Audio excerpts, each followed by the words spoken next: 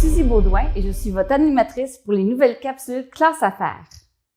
Ces capsules sont dédiées pour vous faire connaître des personnalités, des entrepreneurs bien de chez nous, de la grande région de Sorel-Tracy. Aujourd'hui, nous avons le plaisir de recevoir Michel Boisvert, président de Vilnic. Mais avant de vous présenter Michel Boisvert, nous allons faire une courte entrevue avec M. Luc Martel, le nouveau DG de la Chambre de commerce. Luc, bonjour. Bonjour Suzy. Enchanté. Enchanté également. J'avais très hâte de vous rencontrer, de connaître la nouvelle personne qui va être à la tête de la Chambre de commerce. Alors, je suppose que je suis pas la seule. Alors, j'aimerais bien si vous pouviez nous parler un peu de vous, pour qu'on puisse vous connaître davantage. Mais me parler de moi. Bien, je m'appelle Luc Martel, j'ai 39 ans. Je suis un petit garçon qui a grandi à Saint-Denis-sur-Richelieu. Okay. Donc ça, c'est tout de suite après Saint-Ours. Je suis sur la limite de la MRC, là, je suis pas trop loin. On me demande souvent si je suis un petit gars de la région, mais je peux dire que j'ai habité de Sorel de 2009 à 2013. Et puis, à mon adolescence, là, quand j'étais à 18 ans, là, on s'entend, ouais, j'ai déjà sorti au Roxbury, au centre-ville. Donc, vraiment un petit gars de la place. Ben, quasiment ça. J'ai des amis dans la région depuis toujours, et puis c'était pas loin, le Sorel, pour moi. D'autant plus que j'occupais un emploi à Sorel avant d'occuper la fonction de directeur général à la Chambre de commerce. Ah, bon. Donc, ça, c'est réglé, c'est un petit gars de la région, on est correct, tout est beau. Premier test passé. Oui, je pense que c'était un test assez important parce que c'était la première question qui me revenait souvent, si j'étais de la région. Qu'est-ce qu'on peut s'attendre? En fait, je vais aller à une place plus loin. Qu'est-ce qui a fait que Luc Martel a décidé de poser sa candidature, de devenir le nouveau directeur général de la Chambre? Très bonne question, Suzy.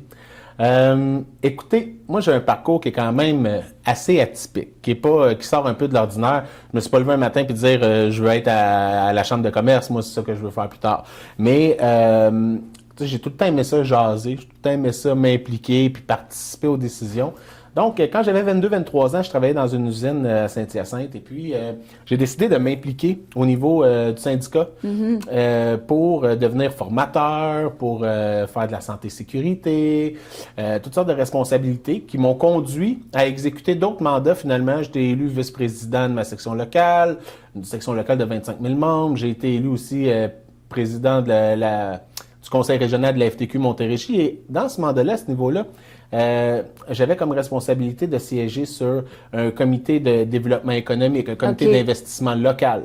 J'avais aussi comme mandat le développement socio-économique local et régional de la région. Donc, j'ai tombé en amour avec ça parce que c'est dans notre communauté, c'est là qu'on habite, c'est là qu'on vit, puis de savoir qu'on peut influencer, puis qu'on peut travailler à améliorer les services, à améliorer le territoire, bien l'habiter, bien l'occuper, ben ça me touchait, ça me drivait vraiment. Puis quand j'ai vu cette opportunité-là arriver, qu'il y avait une ouverture, ben je me suis lancé parce que je me suis dit, je vais pouvoir continuer à développer, je vais pouvoir continuer à mettre l'épaule à la roue. Puis on peut penser des fois là, que c'est, tu sais, syndicat, chambre de commerce, on est à l'inverse, mais on est quand même assez proche, je vous dirais. Puis j'ai cette attention-là que ça prend, je pense, pour bien écouter nos membres, pour bien comprendre ce qu'ils ont besoin.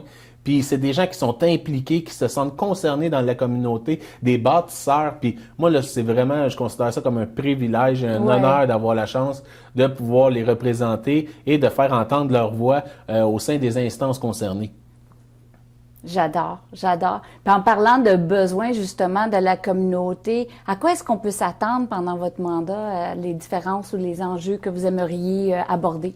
Bien, vous pouvez être sûr que je vais être une personne qui est disponible, qui veut collaborer avec les gens, qui veut être concertée. Je vous dirais que moi, je lève la main. Quand on a besoin de volontaires, puis qu'on a besoin de gens impliqués, c'est clair que je lève la main, puis j'adore participer, amener des idées, collaborer avec les gens. Donc, ça va être sous cet angle-là. J'espère que les gens vont apprécier travailler avec moi. Puis c'est ce que je souhaite également là de vouloir créer une espèce de momentum. Tu sais, la ville, la région, la MRC est sur un tournant, là. Dans les 10 dernières années, elle s'est développée et j'ai l'impression que bientôt, on va cueillir le fruit de nos efforts. Et je suis chanceux d'arriver à ce moment-là, mais il en reste encore à faire. Puis, je veux travailler en collaboration avec tout le monde pour réussir à atteindre des objectifs communs que nous avons. On parle souvent que c'est une question de timing. Hein. Ça serait arrivé un petit peu plus tôt, peut-être ça n'aurait pas été le bon moment pour vous, mais là, en ce moment, c'est un bon fit. Je pense que oui, puis je pense que j'ai beaucoup à apporter aussi de par mon expérience à travailler avec des organisations où est-ce qu'on a des membres, où est-ce que les membres ont des besoins. J'ai réussi à développer une écoute et une empathie qui fait en sorte que je suis capable de me mettre dans la peau des gens assez facilement, puis je me sens concerné quand ça va pas bien, autant que quand ça va bien. J'aime partager avec les gens, j'aime recevoir également. Donc, je me retrouvais un peu comme un poisson dans l'eau à la Chambre de commerce et ça bouge beaucoup. Il y a des projets, on est sollicité de tous les côtés parce que la Chambre de commerce et ses membres, tu sais, les bâtisseurs de la région, ben, c'est des gens qui sont interpellés et qui ont une expertise qu'on doit entendre et écouter. Hein? Oui. Puis la Chambre de commerce est très active ici. Vous avez mentionné l'empathie, l'écoute, le partage. Donc, ce sont des très, très, très belles valeurs. Si j'allais faire mon petit oiseau et aller questionner des amis ou des ex-collaborateurs, quoi d'autre? Qu'est-ce qu'ils pourraient me dire d'autre sur vous? Vous direz que je suis une personne qui aime ça jaser. Moi, j'aime bien ça jaser, développer, en même temps que j'aime écouter. Parce que je pense que communiquer, ça va dans les deux sens. Oui. Donc, quand tu écoutes et que tu communiques, bien souvent, ça va attirer des gens autour de toi. Puis moi, je suis reconnu pour avoir une énergie contagieuse, si on veut. Comme je disais, quand je lève la main, je suis toujours disponible le samedi matin ou le dimanche matin. Moi, ce que j'aime, c'est faire le petit plus qui fait en sorte que la personne, bien, tu sais, elle se sent appuyée. Puis ça, ben moi, ça me valorise beaucoup au quotidien parce que je sens qu'à ce moment-là, ben je fais la différence. Puis c'est ça qui me nourrit, moi. Faire la différence dans la vie des gens au quotidien. Puis si à la Chambre de commerce, on est capable de faire ça, puis avec encore plus d'impact, ben pour moi, ça va être mission accomplie. Est-ce qu'il y a des petits projets qui ne seront pas trop secrets, qu'on peut partager, qui vous tiennent à cœur particulièrement en ce moment? Ah ben là, on dirait vous me questionnez comme si j'étais un chanteur puis si j'allais lancer un nouvel album bientôt. Là, j'ai pas d'album de directeur général qui va sortir. Par contre, il y a toujours des projets en route. On a lancé récemment notre premier 5 à 7 d'une série de plusieurs. Les 5 à 7, bien sûr. On s'est retrouvés, je me suis retrouvée derrière les barreaux, mais ça, c'est une autre histoire. C'était les 5 à 7 grandes découvertes qui font en sorte que le principe est de se rendre dans les établissements de nos membres qui voudraient inaugurer un local ou qui viennent de connaître un succès ou tu sais qu'il y a des agrandissements qui se font ou qui viennent de s'installer dans la région puis qui veulent réseauter. Ben les gens se réunissent à cet endroit-là puis on fait un 5 à 7 sur les lieux de ces établissements-là. Ça en tout cas ça avait été très apprécié la dernière fois puis on espère. Faut que l'endroit se porte aussi pour cela. Tu sais, faut qu'il y ait l'endroit s'il n'y a pas d'espace, c'est sûr que c'est plus difficile. Présentement aussi, on a un enjeu majeur là, à la Chambre présentement, c'est au niveau de la distribution des tests COVID, là, les tests antigéniques. On sent là présentement là, qu'on est sous le bord d'une 6e vague pas mal, puis les in and out, ben là, on n'arrêtera pas à tout bout de champ. Mais nous, ce qu'on peut faire, on arrive en renfort, c'est qu'on a des tests COVID à distribuer pour les entreprises de moins de 200 employés. Donc, que vous soyez membre ou pas de la Chambre de commerce, vous avez droit à 2 tests par mois par employé. On fait un petit calcul vite fait, vous avez 17 employés. Bon, ben on fait x2, 34, arrondi à la dizaine supérieure, vous avez droit à 40 tests COVID par mois.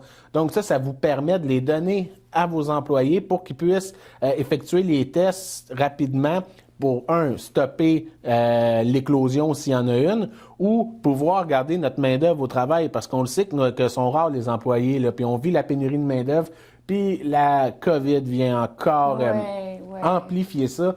Donc, c'est une solution qu'on a trouvée. Puis ce programme-là, il est fait en partenariat avec le gouvernement fédéral et la Fédération des chambres de commerce du Québec. Donc, on est fiers puis on est heureux de pouvoir aider les entreprises de la région de cette manière-là. Puis le processus est très simple. Là. Les indications sont sur notre site web où vous pouvez vous présenter directement à la chambre, puis ou nous appeler. Ouais, c'est peut-être mieux de nous appeler, puis on va prendre un rendez-vous pour éviter l'achalandage et créer une éclosion dans nos bureaux finalement. Oui. Et ça correspond très bien à vos valeurs d'écoute et de partage, d'ailleurs, de collaboration pour arriver ensemble à des beaux résultats avec la communauté autant des particuliers que des entrepreneurs. Disons que ça rejoint mes valeurs et ça rejoint également la mission de la Chambre de commerce et d'industrie de Sorel-Tracy, qui est de supporter ses membres, mais aussi les entreprises de la région, les entrepreneurs et ses collaborateurs. Puis ça, c'est tout à notre honneur. Puis il faut penser aussi à nos partenaires qui font en sorte qu'ils soutiennent, on les voit, nos partenaires derrière, là, qui soutiennent la Chambre à chaque année et qui font en sorte qu'on est capable de faire de telles réalisations pour nos gens d'affaires et la communauté. Luc, un plaisir. J'ai vraiment, vraiment hâte de voir la suite et puis de se rencontrer à nouveau. On pourra parler des autres projets, de ceux qu'on a pu parler aujourd'hui et de la suite. Et puis vraiment, c'est un plaisir. Merci beaucoup. Ça m'a fait plaisir, Suzy, d'être ici. Et sachez que si vous me réinvitez, ça va me faire plaisir de revenir jaser avec vous. Excellent travail. J'aime ce que vous faites. J'apprécie beaucoup que vous présentiez comme ça les entrepreneurs, les gens d'affaires de la région et que vous mettez de l'avant leur succès. C'est très apprécié. Merci beaucoup. Merci. Michel, bonjour. Bonjour. Merci de nous recevoir dans vos locaux. C'est un plaisir. C'est le fun de nous permettre de connaître non seulement Vilmic, mais aussi l'homme, le dirigeant derrière cette entreprise. Un des dirigeants, j'ai plein de personnes avec moi qui m'aident. C'est comme ça qu'on aime ça, une bonne équipe et tout ça. Donc, je suis curieuse, vous avez une entreprise, si je me trompe pas, vous êtes rendu à 125 employés. Exactement. Avec plus de 11 ans d'existence. Et on fait notre 11e année. 11e année, avec 27 millions de chiffres d'affaires. C'est exactement ça. Est-ce que vous pensez Il y a des fois que je me demande comment ça que je suis rendu là. Et parce qu'il n'y avait rien de prévu là-dedans. Dans la vie, je voulais avoir mon camion à moi. J'étais chauffeur de camion avant et je voulais avoir mon jouet. Puis aujourd'hui, ben j'ai 125 employés. J'ai 125 familles qui reçoivent le salaire à cause de Vilmic. Et surtout, j'ai une très bonne équipe qui m'aide à progresser encore. C'est incroyable. Ça a été quoi le point déclencheur? Qu'est-ce qui a fait qu'un jour, vous êtes retrouvés justement à partir cette belle entreprise?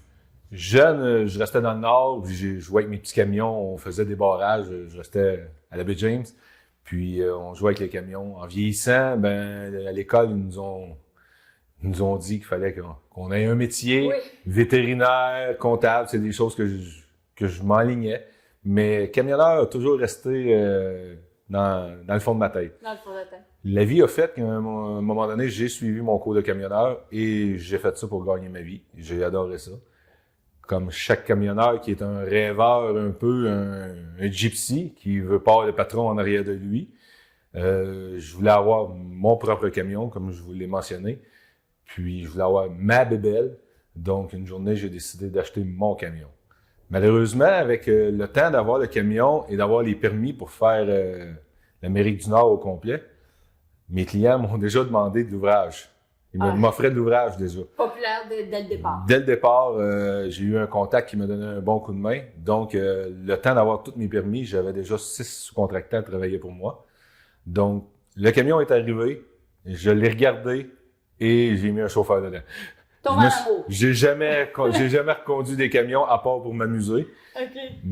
Puis depuis ce temps-là, on a bâti un petit bureau, on a rajouté un dispatch, une adjointe.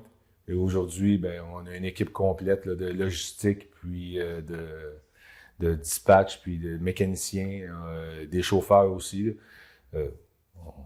On est une des grandes entreprises de transport spécialisé au Québec. Une belle grande famille. Puis vous aviez quel âge à peu près quand vous avez parti ça, votre premier camion et tout ça? 36 ans. 36 ans. C'est quelque chose. C'était comme le temps. J'y avais pensé 2-3 fois avant. L'industrie du transport, c'est une industrie qui est quand même assez dure. C'est très déréglementé. À tout coup que j'étais venu pour faire comme le move, j'avais reculé parce que je me faisais déconseiller par les gens. Aujourd'hui, j'aurais fait ça à 25 ans. Oui, Ouais. c'est important de s'écouter. Puis, en même temps, moi, j'aime bien dire que quand je rencontre des entrepreneurs et tout ça, que quand on part une entreprise ou un projet, c'est parce qu'à quelque part, oui, il y a une opportunité souvent, mais aussi c'est parce qu'on veut faire quelque chose autrement. Qu'est-ce que vous vouliez faire autrement? Qu'est-ce que vous avez réussi à faire autrement? Quand je l'ai parti, j'avais pas vraiment une idée de faire autrement. Je voulais, comme je vous dis, avoir mon camion. Ouais. Sauf que plus que l'ouvrage rentrait, plus que le chiffre d'affaires montait, je me suis aperçu que je pourrais pas tout faire tout seul. Il fallait bien s'entourer. Aujourd'hui, ce qu'on essaie de faire, c'est que, premièrement, le transport, le monde pense tout, nous pose toujours la même question. Combien de camions vous avez? Je peux vous dire 500 camions, 1000 camions, 100 camions. Si j'ai pas de chauffeur pour les conduire, ça vaut rien. Donc, personnellement, ma vision, ce n'est pas une compagnie de transport, ce n'est pas les camions qui sont importants, c'est le nombre de chauffeurs que vous avez, le nombre de personnel, de répartiteurs, le nombre de mécaniciens qui comptent. Si vous regardez, là, présentement, vous voyez, c'est tous des camions qu'on a un peu partout, là, mais chaque camion est identifié par une personne. C'est des noms.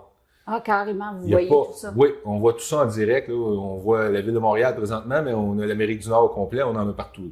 Sauf que chaque matin, même si je me lèverais puis j'irais voir un camion, pas de chauffeur, il bougera pas. Ouais. Ça me prend des humains et c'est ce qu'on essaye de plus de faire, c'est une compagnie de ressources humaines qu'on a.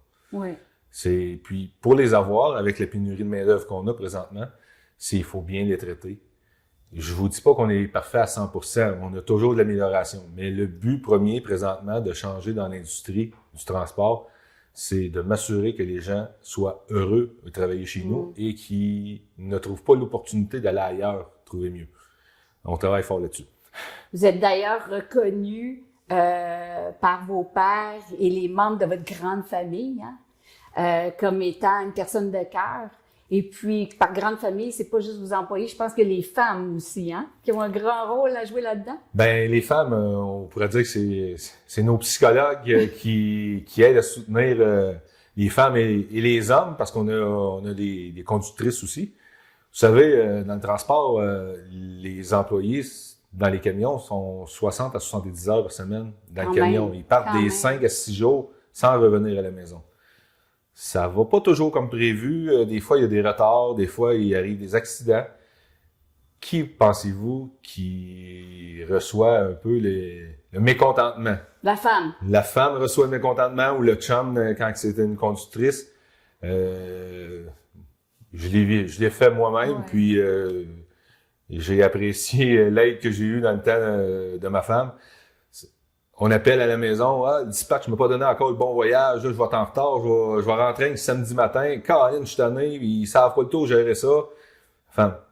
La femme lui répond simplement, la semaine passée, t'aimais ça, là.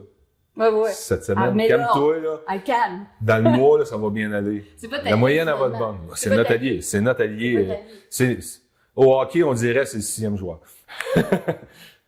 C'est le 6e joueur. Et puis, pas seulement du côté des employés, des femmes et de leurs enfants, mais aussi dans la communauté. Vous êtes très reconnu, vous êtes aussi un homme de cœur dans la communauté. T'es assez impliqué. On s'implique. C'est sûr que Vinmic, quand même, pour une compagnie de transport, 11 ans, c'est pas très, très vieux. On n'a pas les moyens financiers à aider tout le monde, mais on a quand même une couple de causes qu'on tient à cœur. Ce qui est important pour moi, c'est la région. On aide souvent le Jeep Fest tous les années. Pourquoi le Jeep Fest? C'est que ça permet à un paquet de gens de venir voir des spectacles gratuits, des gens qui n'auraient pas les moyens de s'en payer. On contribue beaucoup à l'aide des enfants, des employés ou pour donner du sport, dans le sport surtout. J'aime faire du sport, j'aime m'entraîner. Donc, c'est de quoi qui est important pour moi, la santé physique. Puis et le hockey, je crois, c'est ça? On va faire on fait des chandails de hockey, des affaires de main. On organise des courses. Okay. On participe à des courses. Il y a des années, quand il y a des petites courses, mettons, à Sorel, Je vais payer l'inscription à tous les enfants de la gang. Ah, le petit 1 kilomètre, 2 2 kilomètres. kilomètres, exactement. Oui, oui. C'est des activités. Dès qu'on a quelqu'un qu'on sait que dans la gang font du sport, ben on leur remet des chandails de sport. Vous pouvez pas en avoir un si vous faites pas de sport. Puis en quoi c'est si important pour vous d'être aussi impliqué auprès des familles puis de la communauté des gens de la grande région de Sorel-Tracy? Pour la famille, ben on passe le tiers de notre vie à travailler. Je vous dirais que les camionneurs passent le 2 tiers de leur vie à travailler. Donc, la famille, c'est important. On veut qu'il y ait le soutien de leur famille. On emprunte le parent, le conjoint pendant le 2 tiers de leur vie. Donc, c'est important, je pense, de remettre eux autres. De redonner. Et c'est une identité qu'ils ont. Les gens ont besoin de se sentir appréciés et ont besoin d'avoir une identité. Et c'est ce qu'on essaie de créer. Ici, on dit souvent, là, tu peux pas travailler ici si t'as pas le cœur bleu. T'as pas le cœur bleu. Le cœur bleu parce que les camions sont bleus, mais... Donc, Vilmic tatoué dans le cœur. Oui, exactement, exactement. Puis, si vous regardez dans tous les employés que j'ai, là, des plantes vertes, j'en ai pas. Des gens qui se cachent, j'en ai pas. C'est tous des travaillants. Ils n'ont pas le choix. Sinon, c'est les autres employés qui le disent. Donc, c'est des gens de cœur qui travaillent ici. Ah, j'aime ça. J'aime ça. Et puis, qu'est-ce qui se passe pour le futur? On a la technologie parce qu'il faut savoir que, bon, Vilmic, c'est pas juste transport, c'est logistique, c'est aussi entreposage. Oui. Donc, qu'est-ce qui est là pour le futur? Écoutez, vous avez sûrement déjà entendu parler des camions autonomes qui s'en viennent. Oui. Entre le Texas et la Floride, présentement, il y en a qui roulent. C'est quelque chose qui va se développer. Il roule tout seul. Oui, oui. Il y a quand même un chauffeur dedans, là, au cas. Au cas, oui. Mais la technologie fait que probablement dans une vingtaine d'années, 25 ans, il va y avoir beaucoup de chauffeurs de camions autonomes. Oui. Je pense pas, vous connaissez Sorel, je pense pas jamais qu'on soit capable d'aller livrer un beam de 65 pieds sur la rue Reine, en arrière du marché, avec un camion autonome. Pas sûr non plus. Il y en a trop de... Donc, on va toujours avoir à avoir des chauffeurs. Et il s'agit juste de s'adapter à ça. À changer un peu la méthode de travail. Les employés ne veulent plus partir 5-6 jours non plus. C'est de trouver une façon de faire, à retourner un petit peu à l'ancienne, mettre des dépôts un peu partout. Mais il faut vraiment travailler le plus possible à alléger le travail des employés en servant de la technologie. Donc ça en fait partie. Le tracking.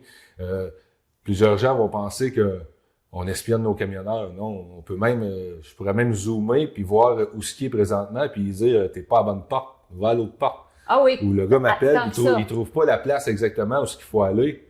Oui, regarde, je zoome avec Google et je dis regarde, la porte est en arrière, l'entrée est en arrière. C'est un service que la technologie nous amène et faut s'en servir au maximum. Donc, il y a beaucoup d'efforts au niveau de la recherche et développement chez Vilmic. Oui. Et l'idée, c'est aussi d'amener l'automatisation pour amener un meilleur équilibre de vie à tout le monde. Oui. En gros. Puis, ce qu'on veut... Et l'efficacité aussi, la productivité, j'imagine. Le transport, ça se faisait en calèche avant. Oui. Ça a beaucoup changé. J'aimerais ça avoir une poutre en calèche, mais... Il était moins grosse un peu. Il y en avait. Mais ça reste que c'est quand même un moyen de base, le transport. Sauf qu'il faut se développer au maximum parce que, la main-d'œuvre, c'est ce qu'il y a de plus important. Je vous l'ai dit, c'est pas une compagnie de truck qu'on a, c'est une compagnie de chauffeurs. Donc, si on réussit pas à le développer, ben, on va se faire manger par les autres. Et il faut trouver les patterns pour être à la bonne place. Michel, notre entretien tire à sa fin. Je pourrais parler comme ça très, très longtemps. Il me semble qu'il y a plein de petites histoires comme j'aimerais ça aller chercher, mais bon. Qu'est-ce qu'on peut vous souhaiter? La continuité dans l'entreprise. Je veux que mes dirigeants ici, mes employés, prennent la maturité le plus possible, qui me poussent hors du nez un peu, qui prennent le contrôle de la compagnie. Ça va être un gage de succès. Ouais. Ça va être un gage que j'ai réussi avec mon équipe, à que les gens s'élèvent encore plus, puis qu'ils se trouvent une passion aussi. Parce que, entre parenthèses, présentement, dans mes employés, j'ai 4 à 5 amis d'enfance qui travaillent chez nous. Quand même. J'ai mon directeur financier, j'avais 6 ans quand je l'ai connu. C'était mon ami d'enfance, il travaillait chez nous. Mon adjointe, je l'ai connu à l'âge de 14 ans. C'est tous des gens qui sont venus travailler chez nous parce qu'ils croyaient à mon projet. Puis pour de vrai, c'est eux autres qui élèvent tout ça. Donc, ce qu'on souhaite, c'est la pérennité de l'entreprise, puis le bien-être de nos employés. En tout cas, Michel, merci. Puis je pense que vous avez vraiment de quoi être fier. En tout cas, moi, je suis pas avec Vilmic, mais je pense que je suis avec de me tatouer du bleu aussi sur le cœur. Merci beaucoup, c'est très gentil. Merci. Merci beaucoup pour ce bel entretien. Puis on se revoit pour la prochaine capsule de Classe Affaires. Merci, Michel. Bienvenue. Alors voilà, ça met la fin à cette première capsule avec notre rencontre de Michel Boisvert, président de Vilmic, ainsi que Luc Martel, le nouveau directeur général de la Chambre de commerce et d'industrie de Sorel-Tracy. À très bientôt pour une prochaine capsule. Je vous remercie.